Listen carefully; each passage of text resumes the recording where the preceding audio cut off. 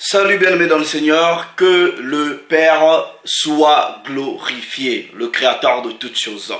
Comme d'habitude, c'est toujours pour moi, votre frère, un grand plaisir de venir vous parler. Donc avant de commencer ce discours sur la parole du Créateur, je dois d'abord lui rendre toute la gloire. Père, je te remercie pour un moment pareil, car c'est toi qui contrôles mon être et mon mouvement. Que ton nom soit glorifié. Toi qui es et se manifeste dans les réalités visibles, inaccessibles par le sang et la chair. Toi qui es et se manifeste dans les réalités invisibles, impénétrables par le sang et la chair. Toi qui es le Créateur de toutes choses, je te donne toute la gloire.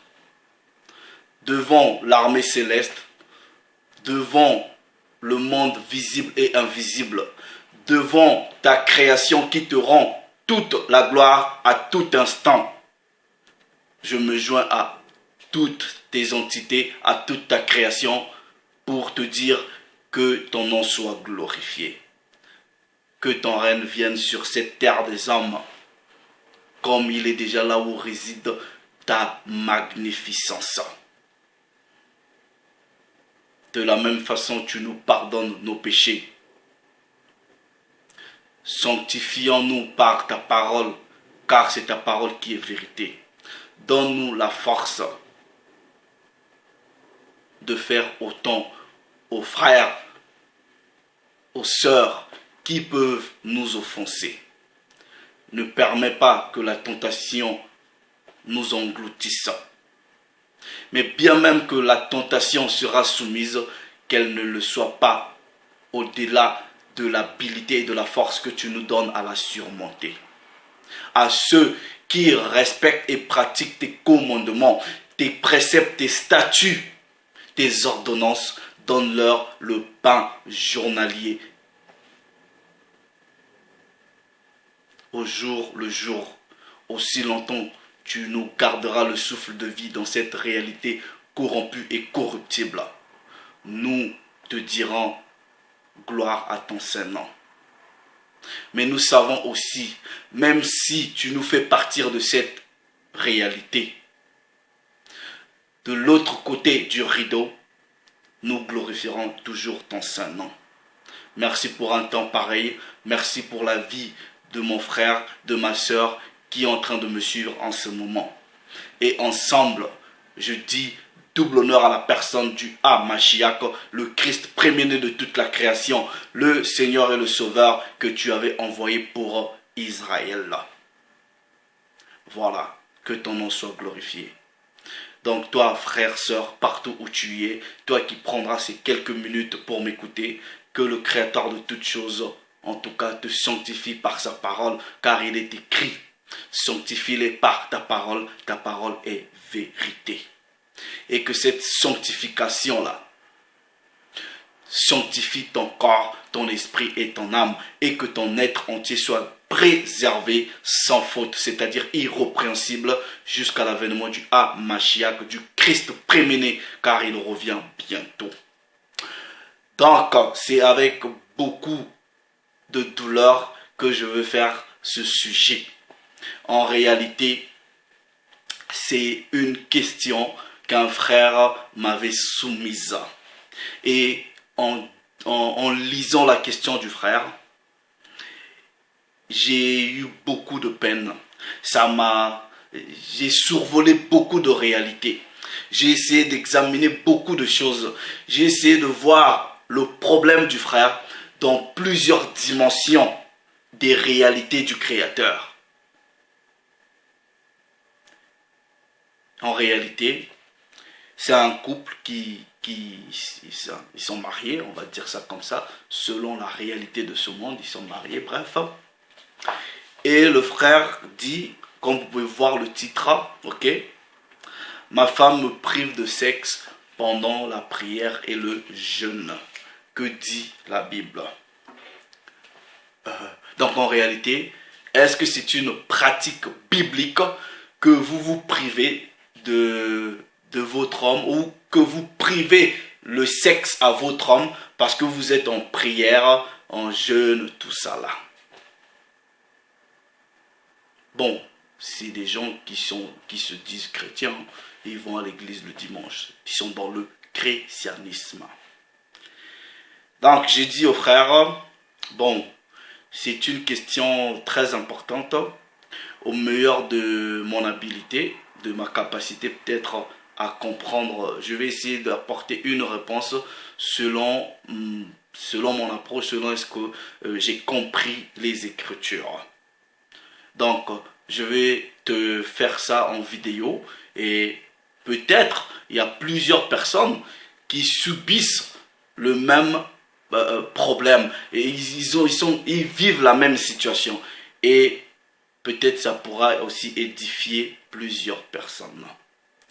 Mais avant de reprendre au frère, je lui ai dit, est-ce que tu peux t'approcher de ta femme en lui demandant, ok, est-ce que c'est biblique? Voilà, est-ce que c'est ce que la Bible lui dit de faire? Et la femme lui avait dit, non, je vais aller demander au pasteur. Je bois un peu d'eau. Donc après consultation avec le pasteur dit, ouais, mais il faut dire à ton mari des choses de Dieu, des fois ça ne s'explique pas, il ne peut pas comprendre. Donc quand tu es en prière comme ça, il ne faut pas, voilà. Vous voyez la parole de Dieu dit dans 1 Pierre chapitre 3 verset 15. J'aime, il y a dans la phrase là, dans ce verset, il y a un trait de phrase. Ouf, on dit, sois prêt à répondre à toute personne qui te demande la raison de ton espérance. L'espérance, c'est quoi? C'est une foi, c'est une croyance. Donc en réalité, la parole te dit de prouver toute chose. C'est-à-dire, si aujourd'hui je crois en quelque chose, je dois le prouver, je dois être capable de répondre, je dois être capable de défendre, puisque dans d'autres traductions on dit défendre, mais dans les bonnes traductions on dit sois prêt à répondre à quiconque te demande la raison de ton espérance. Maintenant, toi, sœur, si tu penses que tu dois priver ton mari du sexe, il faut être prête à répondre à cette question-là. Parce que tu as la foi, c'est quelque chose que tu pratiques. Donc il faut que tu sois prêt à répondre selon les Écritures. Parce qu'il est écrit dans le livre d'Ésaïe chapitre 8 au verset 20. À la loi, c'est-à-dire à la parole et au témoignage, s'ils ne parlent pas tel que cela est écrit, il n'y a pas de lumière en eux. Donc en gros, si quelqu'un vient, il vous dit quelque chose sur Dieu ou quoi que ce soit, s'il est incapable de répondre aux questions, vous voyez, il y a plusieurs de ces pasteurs-là dans le christianisme qui font des lives, qui font des enseignements. Quand vous leur posez des questions, même en live, ils sont incapables de répondre et ils vous bloquent. Ils n'ont pas reçu l'esprit de vérité. Donc la parole dit, sois prêt à répondre à quiconque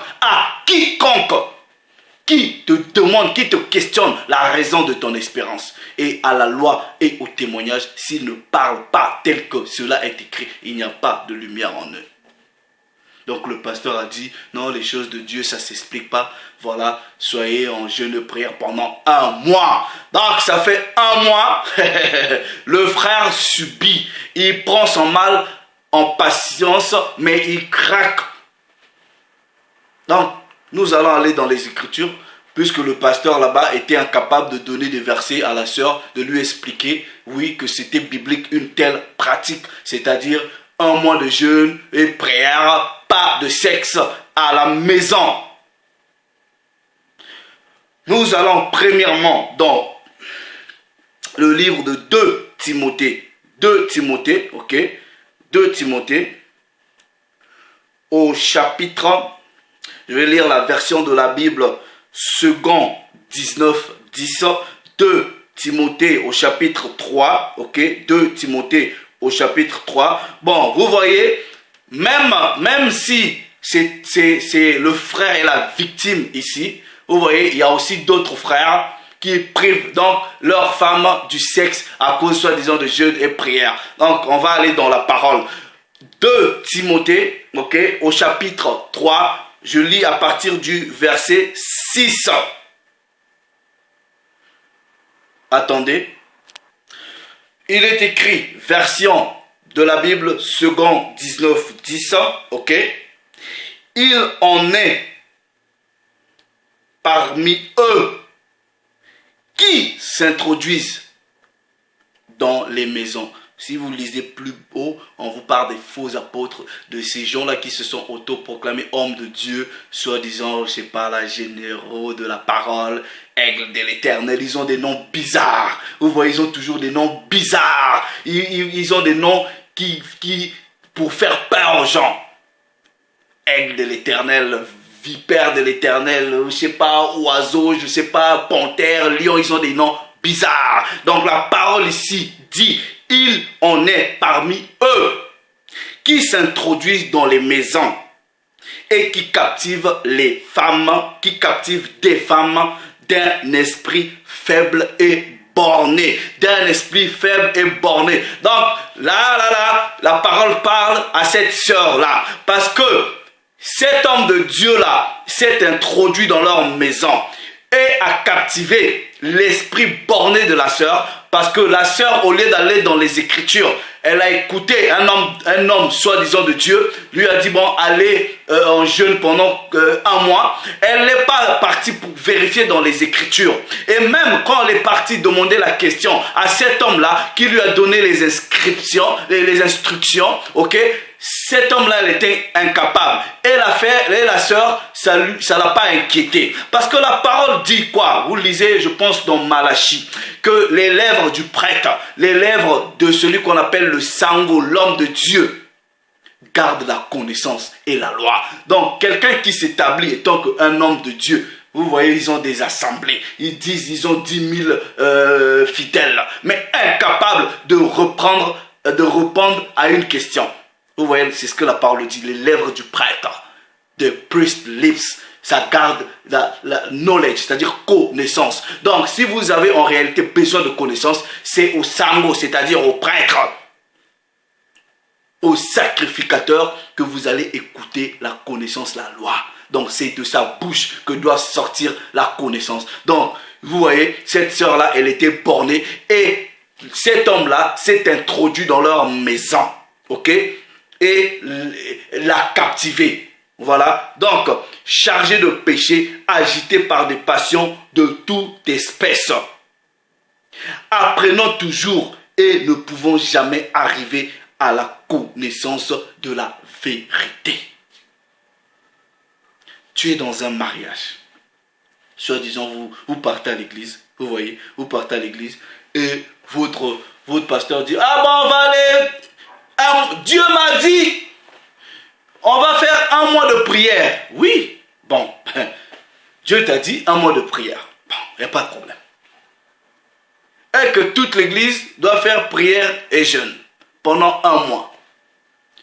Mais vous pensez que Dieu peut faire quelque chose à l'encontre de sa propre parole? Non. Il y a des instructions bibliques dans ce qui concerne les relations conjugales. Donc, si Dieu vous dit que votre assemblée doit aller en prière, les instructions de Dieu ne peuvent pas aller à l'encontre de sa propre parole.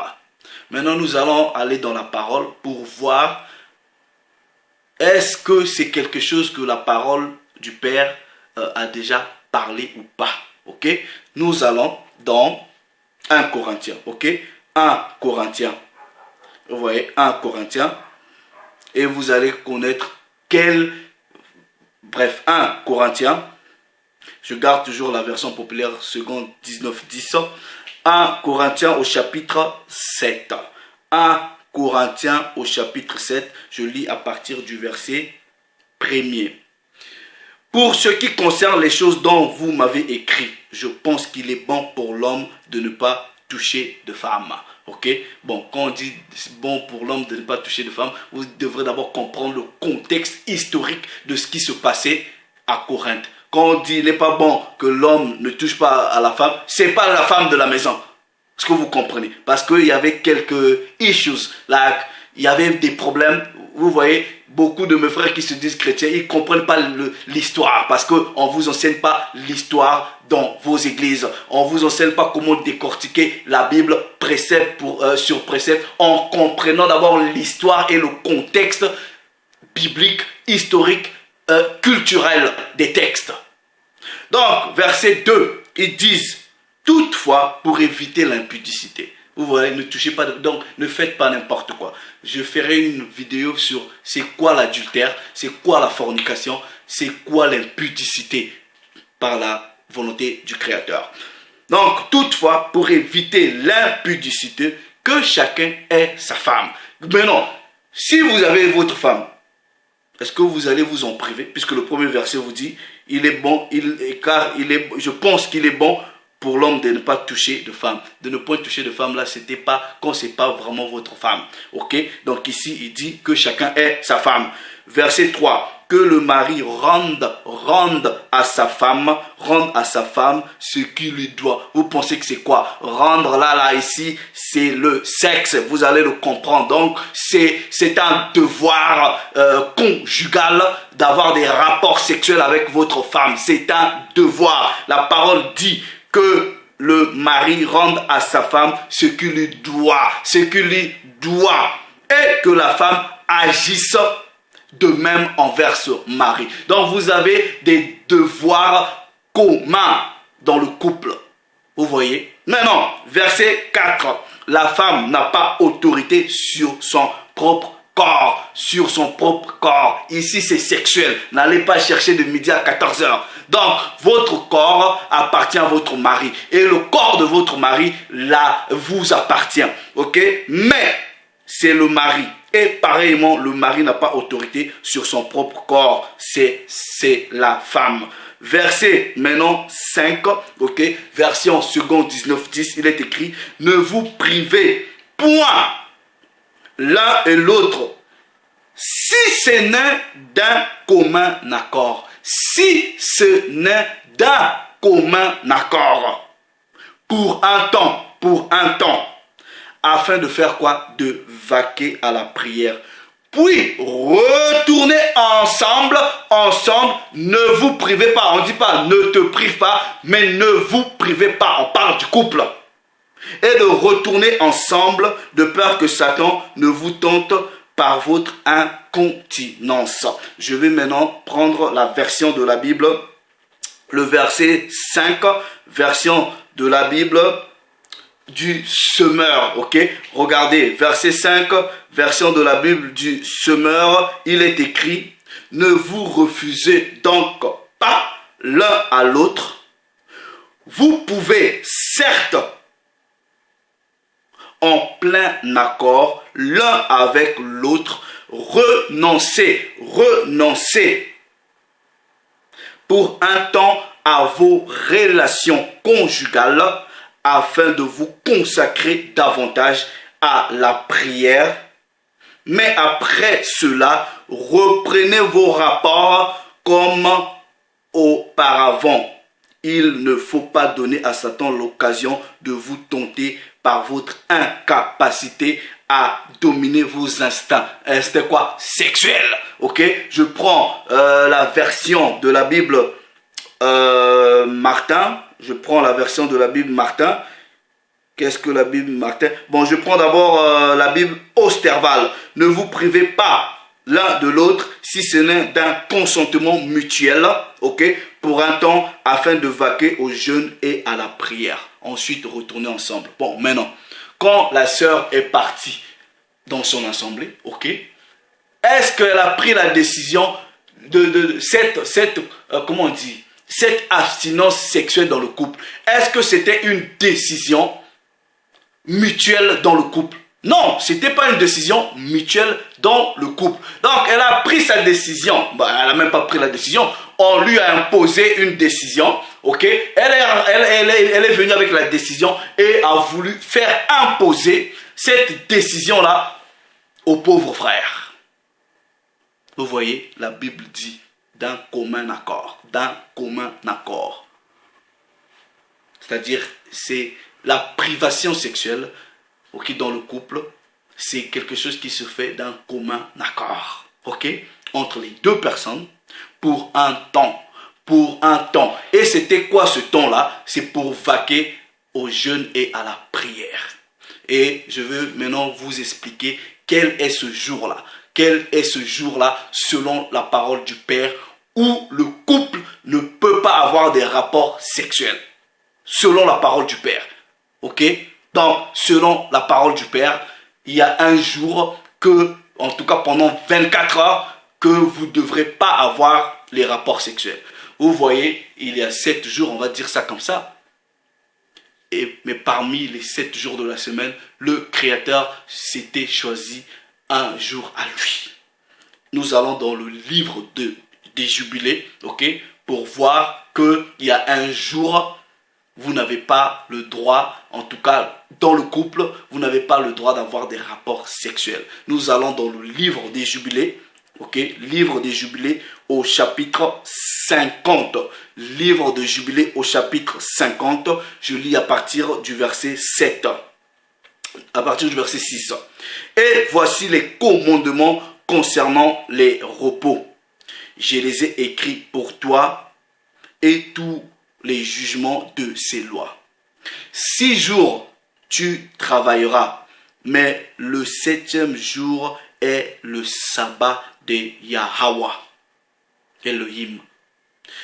En cela, tu ne feras aucune manière de travail, toi et tes fils, et tes serviteurs, et tes servantes, et tout ton bétail, et l'habitant qui est aussi avec toi. Verset 9, écoutez, chers frères, chères sœurs. Et l'homme qui y fera quelque travail mourra. Quiconque exècre ce jour, c'est-à-dire vous désobéissez, quiconque exècre ce jour, quiconque couche avec sa femme, ou quiconque dit qu'il va faire cela, qui établira de voyager pour y acheter ou vendre, quiconque apporte de l'eau qu'il n'a pas préparée pour lui au 6e jour, et quiconque prend quelque poids à porter hors de sa tente ou hors de sa maison mourra. Ce n'est que le jour du sabbat. Bon, maintenant, comme vous, dans le christianisme, vous n'observez pas le sabbat, c'est tout à fait normal.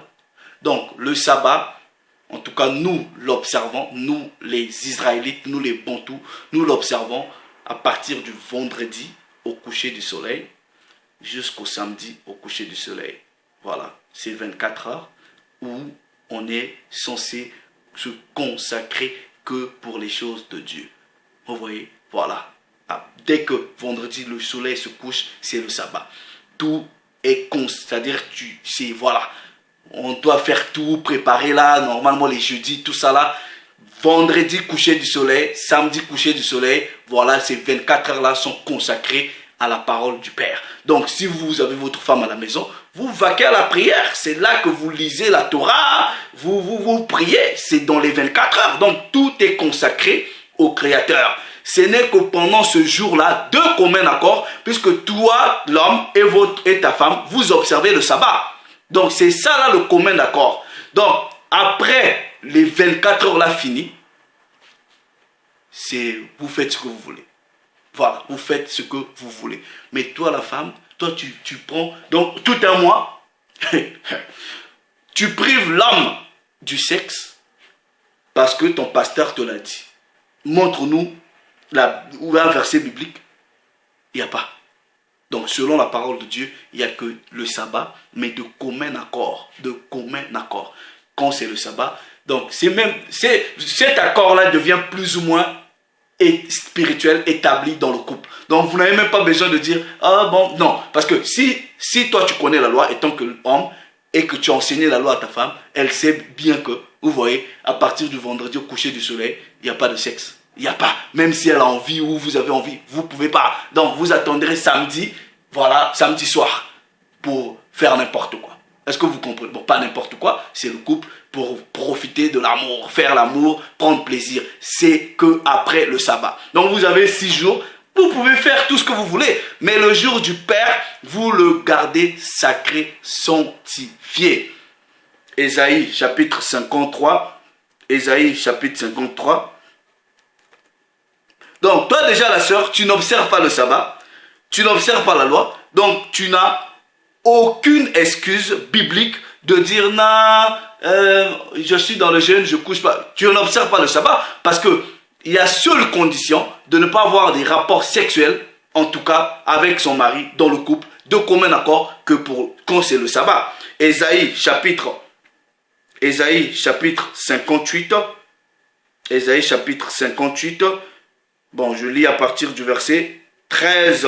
Il est écrit, version populaire, seconde 19:10. Si tu retiens ton pied pendant le sabbat pour ne pas faire ta volonté en mon saint jour, ok?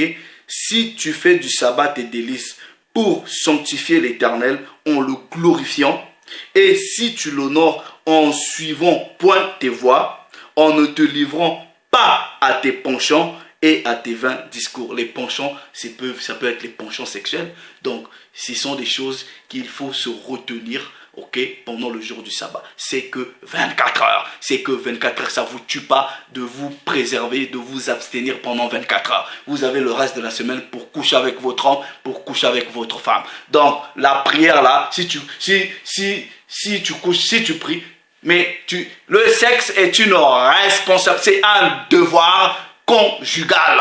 Il n'y a pas de fatigue, il n'y a pas je suis mal. Non. Bon, après, quand ça dépend si tu es vraiment fatigué ou pas, mais il n'y a pas des histoires, j'ai pas envie, tout ça là. Non, il n'y a pas ces excuses-là. Les excuses que vous pouvez donner à votre partenaire doivent être des excuses qui sont justifiées.